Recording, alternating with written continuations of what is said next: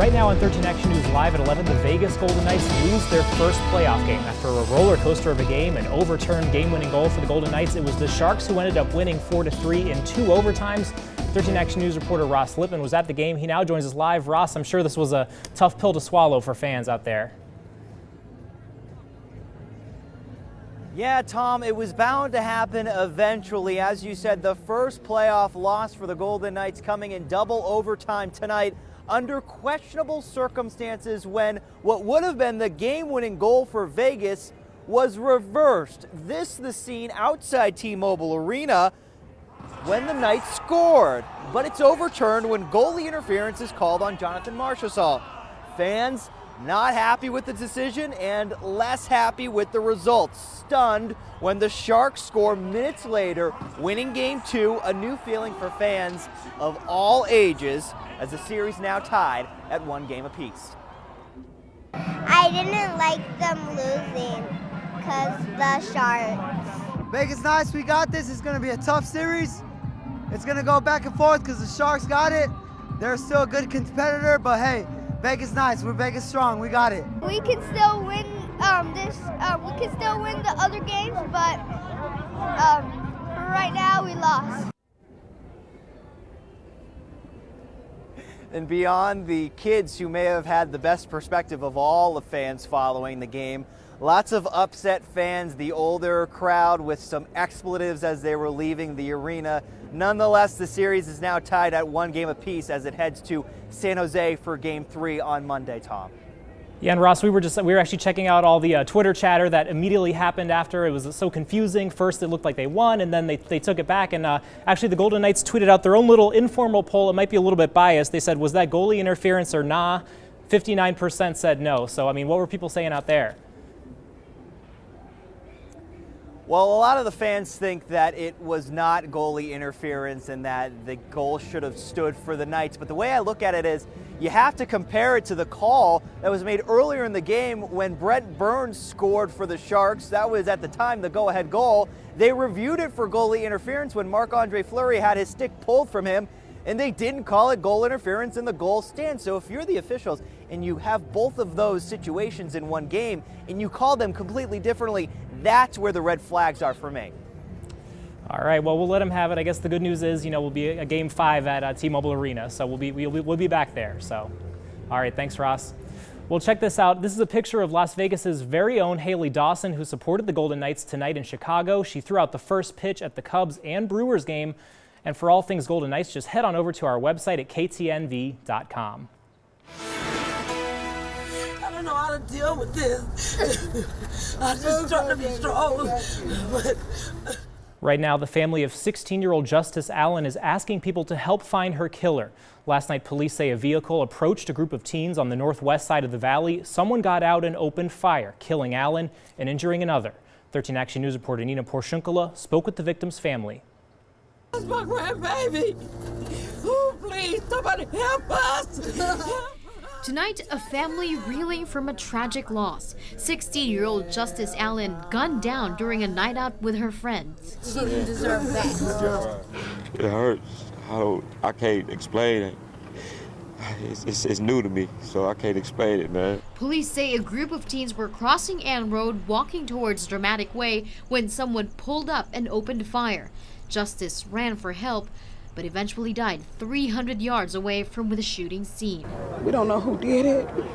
We don't know what's for. Her killer still at large. Justice for justice! Justice for justice! Justice's loved ones say they will never forget the young teen whose smile lit up the room. She's a sweet girl. She was the life of the party. A smile everyone who knew Justice will always love and remember. When I seen her there at that coroner's office, she was smiling like she was at peace. She was smiling, and it's like she wasn't hurting. Nina Porshunkala, 13 Action News. New at 11, a bicyclist is in critical condition tonight after being hit by a vehicle. It happened just before 5:30 near Indios and Mountain Vista. The crash had the intersection closed for at least an hour. We're working on getting more details. Well, the countdown is on as the Clark County School District is just days away from picking our next superintendent, and Valley teachers say they want change. 13 Action News reporter Austin Carter has more on who they want to see in the top job. Teachers rallied just outside the doors of a community meeting held for the public to hear from the final round pick of 6 candidates hoping to fill the Clark County School District's superintendent seat. Hey, ho, these trustees have got to go. Outside the Greer Education Center Saturday, It's not going to go away until it's fixed. dozens and dozens of Clark County School District teachers were calling for change. People are fed up with the way things are being run with the school district right now in terms of how teachers are being treated. With signs in hand, these Valley educators asking for better pay and reasonable health care. They need to work hand in glove with these teachers in order to make our system better. And meanwhile, inside, community members were listening in as 6 finalists in the race for superintendent answered questions on how they would improve Clark County schools. What has been your experience serving diverse populations? Clark County Commission Chairman Steve Sisolak saying he hopes whoever is elected will hear the needs of teachers and help the community come together. These teachers are winners just like the Golden Knights are winners. We're pulling together, we're on the same team, and we need to get everybody on board. And the Board of School Trustees are scheduled to make their pick for the next school district superintendent on Wednesday, May 2nd. Austin Carter, 13 Action News. And good evening, everyone. I'm 13 First Alert meteorologist Dan Broadus. Now, temperatures outside right now looking pretty good. Our highs very warm today once again, but right now 73 degrees. Very pleasant across Las Vegas this evening. Sitting at 66 Summerlin right now, 73 up in Centennial Hills. So if you are outside, maybe enjoying that patio, beautiful out there now. Those are your highs today, pushing 90. Not as warm as the last couple of afternoons. And as we go into the overnight, look at that. We drop out into the low 60s. That sun comes out tomorrow, a lot of it. Warms up our temperatures again, but not as warm as the last couple of days. We are going to be right at average, it looks like, tomorrow. But tomorrow morning for that walk against hate out at Spring Preserve, thing looking pretty good. Starting off about 70 degrees there at 9 o'clock, ending in the low 80s. Winds, though, pick up tomorrow afternoon again. These winds just mean bigger changes just days away. We're talking much colder and rain. Yes, that's all coming up in your 13 First Alert forecast. All right, thanks, Dan. Well, the stadium may not be done yet, but the Oakland Raiders are one step closer to moving to Las Vegas. The Oakland Raiders select Johnny Townsend, punter, Florida. Today, the Raiders announced their 4th, 5th, and 6th round draft picks from Nellis Air Force Base. The Raiderettes and some former Raiders were on hand as the Thunderbirds got to see the NFL draft play out live. It's kind of cool actually to see the process because you watch the draft picks on TV and you don't realize just how much teamwork and communications is going on behind the scenes. And the rookies drafted today could be among the first players to make the move from Oakland to Las Vegas. The Raiders are set to officially move here for the 2020 season. President Trump traveled to Michigan today for a campaign rally. ABC's Janae Norman reports he chose to skip the White House Correspondents' Dinner for the second time. Tonight, the president is once again skipping the White House Correspondents' Dinner, instead opting to hold a campaign rally in Michigan. You may have heard I was invited to another event tonight, the White House Correspondents' Dinner. But I'd much rather be in Washington, Michigan than in Washington, D.C. right now. It's been a busy week for foreign policy. President Trump is taking a bow for the tentative agreement struck between the North and South Korean leaders, working towards an end to the decades-long conflict. I think I have a responsibility.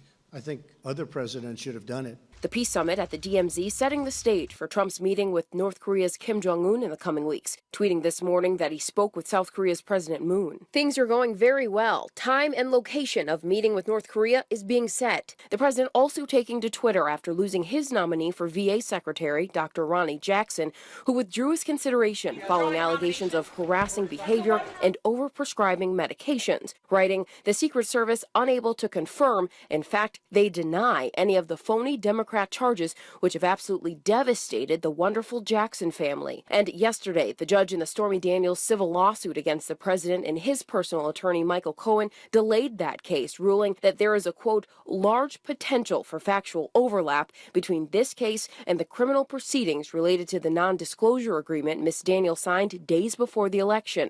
Janae Norman, ABC News, Washington. Well, as we head into May, many of us are already planning our summer vacations. The best time to book your trip so you get the most bang for your buck. And security cameras are a valuable tool when it comes to keeping Valley schools safe, but as Contact 13 investigates, many of them aren't up to par. A dramatic crash caught on camera. A woman pinned underneath the car recounts what she thought were her final moments. We'll be right back.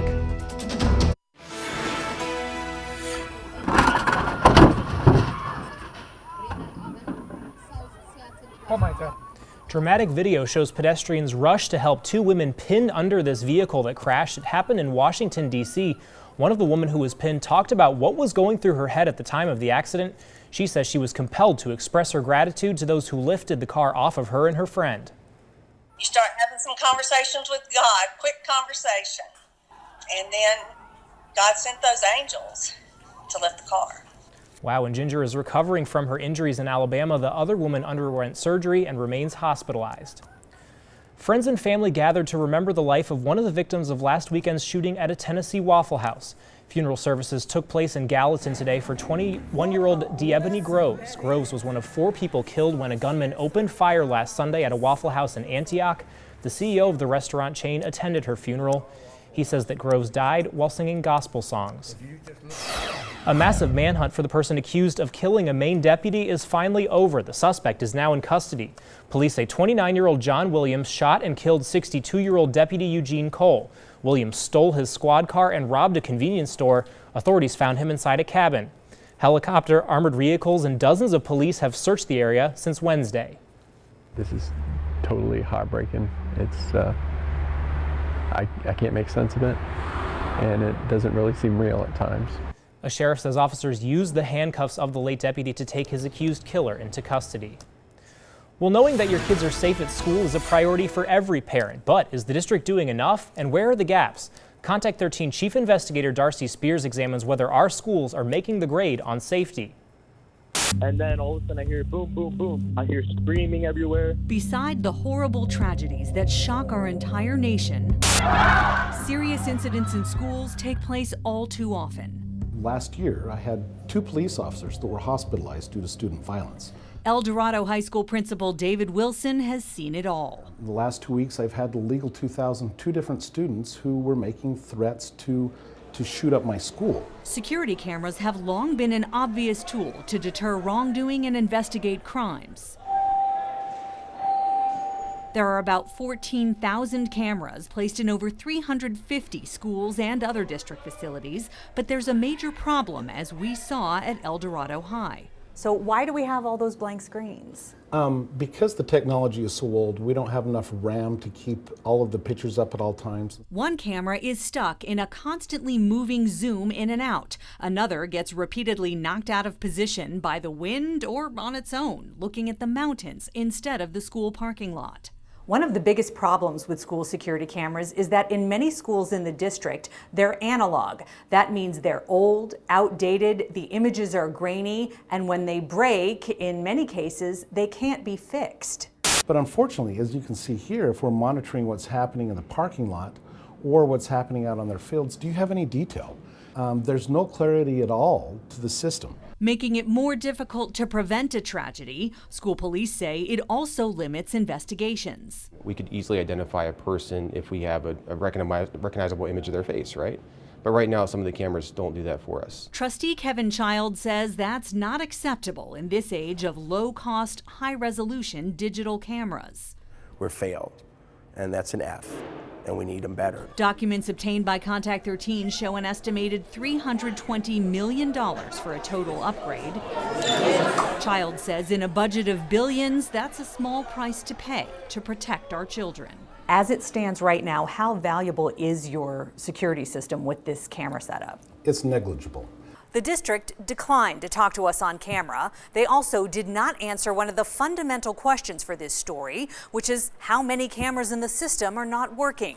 Instead, they provided a statement from CCSD Police, which says in part, CCSD does our best to repair security cameras as soon as we hear about system concerns.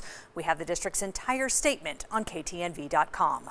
Darcy Spears, 13 Action News. Well, if you're looking to take a vacation this summer, when you make your plans could be one of the keys to saving you money. If you know that you'll be staying at a hotel, TripAdvisor says try to book it a month before you arrive. You could save up to 40% in places like New York. And contrary to popular belief, the best time to book a flight isn't Tuesday anymore. Expedia says you'll find better deals searching on a Sunday. And here's a timely tip. The time to book a trip is this coming week. That's according to travel site Hipmunk. You can expect to save around 12% if you're flying domestic. Now, 13 First Alert weather. Good evening, everyone. Hopefully your weekend's going pretty well. Outside today, if you were out there, you noticed the winds. They were around Las Vegas. Luckily, right now, they've died off a little bit, but we're going to see numbers very similar to this throughout the evening or overnight. And then again, tomorrow afternoon, they're going to pick up more so. Temperatures right now looking beautiful across Clark County. 70 right now, Anthem 73, Las Vegas 74, North Las Vegas. A little bit cooler up in the mountain right now, 47, and we're going to see temperatures drop into the 30s up there tonight. But we are running a little bit cooler than this time yesterday as that cooler air is starting to settle in slowly. We're going to see a drop every day over the next couple of days as those highs just continue to go downward. Let's take you through the winds because they're still going to be around tomorrow afternoon. You can stop this at 2 o'clock and you can see that southwest flow, 15 to 20 miles per hour. We could have gusts tomorrow as high as 35 here in the city. That'd probably be the highest we see around town, so a little bit less than today, but we're going to keep those winds strong through tomorrow evening and overnight, and then Monday, still breezy, not as strong as Sunday, but notice the wind direction is mainly from the north. We're going to get that cooler air really starting to move in, and that is going to help with the allergy forecast. Take a look at this. We're going to stay in that moderate category through Monday, but then that drops off, so if you've been sneezing, itchy eyes, that might come to an end for a few days, and those numbers are going to go right back up. So we are expecting warmer than average temperatures through May, about a 60% chance the temperatures will be above that normal. And speaking of rainfall, we have that in the forecast. It's looking like it could be a normal month, but if we do see 1/10 of an inch of rain the 1st of May, we're going to hit that already. Our average is about 1/10 to 2/10 of an inch. Tonight, forecast lows dropping back to the mid to low 60s across town. 60 degrees for Summerlin. Red Rock will be 56 tonight. 59 out in Rhodes Ranch, 61 North Las Vegas. Tomorrow, daytime highs climb to about 84, which is actually average for this day. Underneath, mostly sunny skies and those breezes on and off throughout the day. So overall, pretty good Sunday outside. Foodie Fest tomorrow looking pretty good. That's at Sunset Station. Temperatures 78 degrees by noon, dropping down to about 73 at 9 o'clock. And the winds, yes, they'll be around with those gusts also down there. 81 degrees on Monday, and then look at that drop as that second system moves in here. Wind's still a problem, not as high as today or tomorrow, but 72, and yes, a chance of rain in that forecast Tuesday and Wednesday. Right now, about a 30% chance of showers. We could even see a thunderstorm. We first alerted you that these temperatures were going to drop this week, but we dropped them more again today. 70 on Wednesday. That's about 15 degrees below where we should be to start off the month of May. Tom. All right, thanks, Dan. Well, some congratulations go out tonight to Spencer Gallagher. The Las Vegas native won the NASCAR Xfinity Series race at Talladega today. Gallagher took the lead in the overtime lap to get his first Xfinity Series race win. It was the only time the 28-year-old led during the 115-lap race. Gallagher's previous best finish was 5th at Bristol. A former police officer has been linked to dozens of rapes and murders thanks to decades-old DNA samples, but it's how investigators were able to compare those samples against others that's now raising privacy concerns.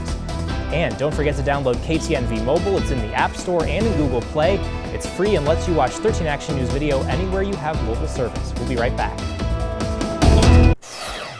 The arrest of the alleged Golden State Killer is now raising questions about how our genetic information is being used and who has access to it. More than 4 decades after the Golden State Killer's crime spree began, a genetic database helped investigators track down the man they say is behind 12 murders and at least 50 rapes in California. Kim Hutcherson has a closer look at the privacy concerns involving the method used to incriminate him. A new method to solve an old crime. We ended up generating a DNA profile from the Golden State Killer evidence, and then we're able to take that profile and upload it into a open source public genealogy database called GEDmatch. Investigators explored family trees on that open source genetic database to determine whether any contained matches to DNA samples from crime scenes. Once a family profile was created, investigators could identify possible suspects within that group. But finding a serial killer's relatives through genealogy websites raises all kinds of ethical and privacy questions. From what I understand, they did not issue a warrant to this genealogy company. They just did one as if they were matching it. Meaning that if you or a relative submitted DNA to a public genealogy database, your privacy may be at risk. Right now, there are no protections. The problem is the expectation of privacy disappears when you're openly giving it to people. Law enforcement use DNA evidence to implicate criminals every day, but this method is new. They tracked 72-year-old Joseph James D'Angelo based on genetic information provided by one of his relatives, not him. And some lawyers say those relatives may have had their civil rights violated. They could say, I put my data up there for the purpose of me finding people I'm related to. I didn't put it up there for the government to look at and find out everything about me. I'm Kim Hutcherson reporting. Well, getting maintenance done on a vehicle can eat up a lot of your time. Now, more automakers are looking to a new method to help speed things up. But the process has also sparked concerns over security. Stay with us. Welcome back. Well, keeping our cars well maintained can definitely take a chunk out of our weekend, dropping off the car or just waiting around. So how about this? Getting your car fixed and never actually having to take it to a mechanic. Well, Chris Welch shows us what could be the future of car maintenance. Dave Micah has always had an interest in cars. I've been a gearhead all my life. That's why 20 years ago he decided to become a mechanic and open up his own shop. Well, I really like helping people out. He says he really knows how to make a car behave. Well, cars misbehave, they run funny, engine vibrates or whatever. Well, Ford and GM recently said that by the year 2020, they'll be able to fix certain problems on misbehaving cars over the air by tapping into the vehicle remotely. How? We asked Consumer Reports Autos editor Keith Barry. Nowadays, you don't have a throttle cable. There's a throttle body and there's software that runs that. You don't have, your transmission has software that programs where the shift points are. Remote fixes could also come into play for automatic emergency braking. How your car runs kind of depends on the software that's programmed to run it. Tesla is already doing some of this, and other automakers already do over-the-air software updates for things like the entertainment console. But the idea of fixing cars over, say, a Wi-Fi signal is not without some concerns. The big one, hackers. And there is a fear that someone with nefarious intent may be able to take control if an update fails. Back at Automotive Revival, does Dave Micah worry about losing business? Perhaps, As he leans into the hood of a 2008 Ford Explorer to install a new spark plug. These parts simply wear down, they fail. He's comforted by the fact that he says there will always be parts like this wiper that need replacing. Indeed. I'm Chris Welch reporting. Yeah, Dan's going to have a final check of your forecast, but right now here's a live look out at the valley on this beautiful Saturday night. You're watching 13 Action News, where we bring you breaking news fast and first. We'll be right back.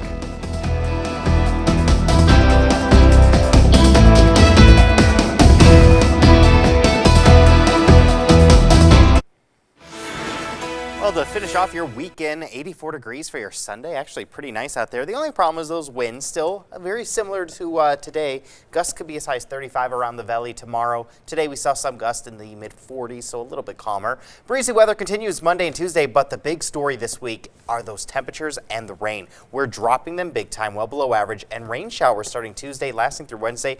We could even see some heavy rain or a thunderstorm. That's a small chance, but hey, you know what? A nice change to start off May. Chilly rain, that sounds not so much like Vegas, but like San Jose, where the Golden Knights are going now. So hopefully they'll win a couple on the road and win Game 5 back here. We're speaking it into existence right now. All right, well, that's 13 Action News live at 11. We're always on at KTNV, our mobile app, and Roku channel. From all of us here at Channel 13, have a good night. Thanks for watching.